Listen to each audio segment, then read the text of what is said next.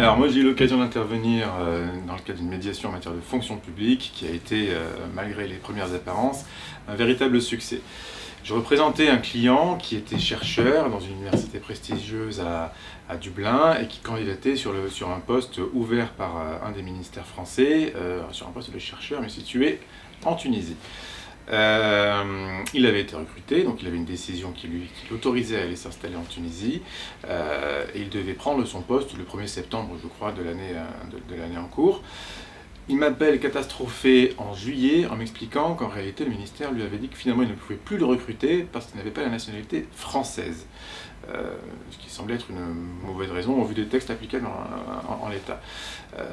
On a donc contesté cette décision, le ministère a été condamné à recruter mon client sur ce fameux poste, sauf que 2 mois, 3 mois, 4 mois, 5 mois après, rien ne s'est passé et il n'en avait simplement aucune nouvelle du ministère, on n'arrivait pas à les joindre, personne ne répondait à nos sollicitations.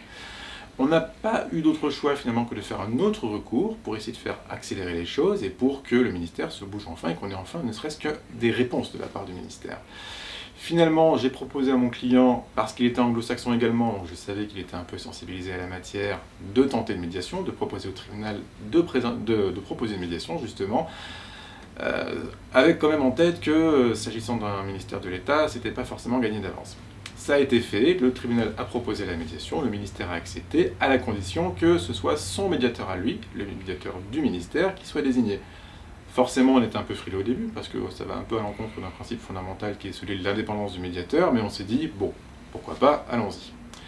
Et il s'est avéré que le médiateur était une personne de très grande qualité, qui était un ancien haut fonctionnaire de l'État, qui a réussi à faire de cette faiblesse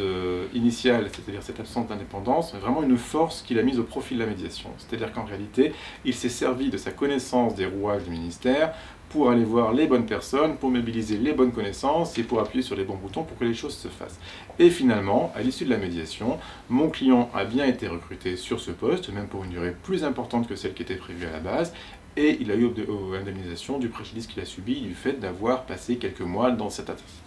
incertitude s'agissant de son avenir sur ce poste.